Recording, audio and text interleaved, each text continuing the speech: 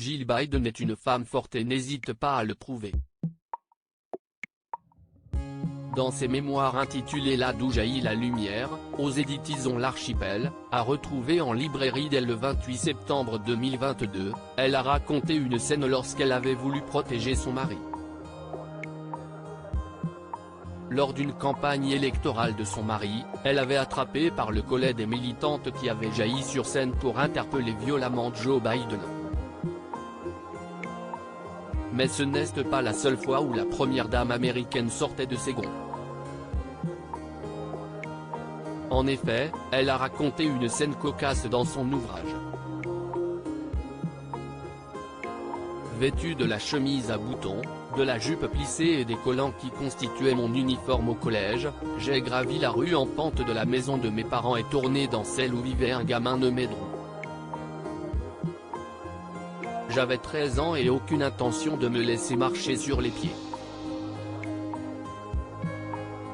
Je n'avais aucune idée de qui serait là, ce qui ne m'a pas empêché de tambouriner à la porte.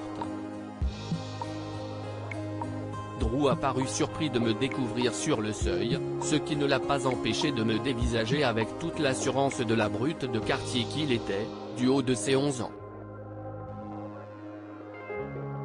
À peine avait-il écarté le battant que je lui envoyais mon poing à la figure, a ainsi écrit Jill Biden avant de confier ce qu'elle lui avait dit, « Ne t'avise jamais plus de jeter des vers de terre à la tête de ma sœur. » Sur ces mots, j'ai tourné les talons et regagné la maison familiale en courant. Jill Biden a voulu défendre sa petite sœur. J'ai couru à toutes jambes en me massant la main et me suis rué dans la maison, le cœur battant.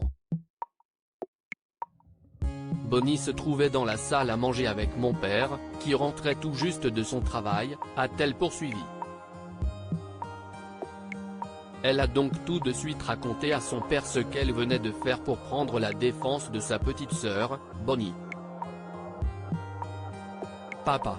Je viens d'envoyer mon poing à la figure d'un gamin qui embête Bonnie avec des vers de terre. En 1964, tous les pères de famille n'auraient pas été ravis d'apprendre que leur enfant de 13 ans, une fille qui plus est, s'était battue, mais mon père rayonnait littéralement, a encore écrit l'épouse de Joe Biden. Bien joué, Maggie Yibin. Il faut toujours veiller sur sa sœur, lui aurait alors répondu son père. Aujourd'hui, ce n'est plus pour protéger sa petite sœur, mais son mari qu'elle met un point d'honneur à faire régner l'ordre et le respect. CIST en 1975, après avoir été mariée pendant 5 ans avec Bill Stevenson, qu'elle fait la rencontre de Joe Biden.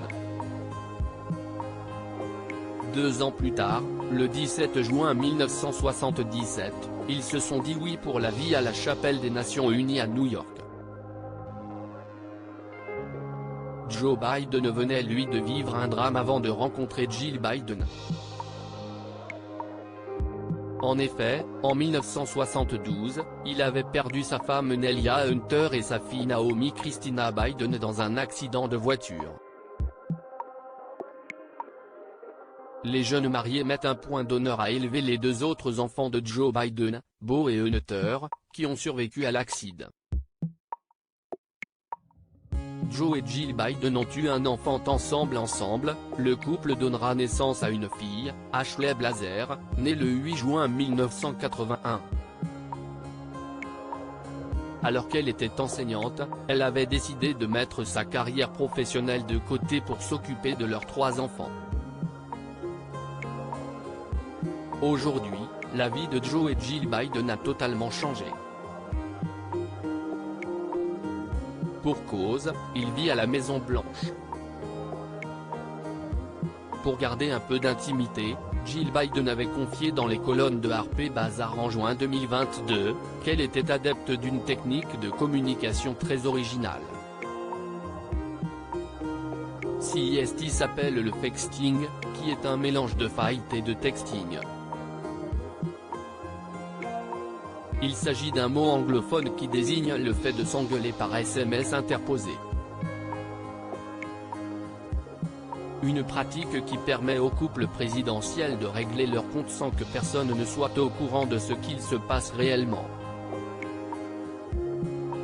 À propos de l'auteur Marine T.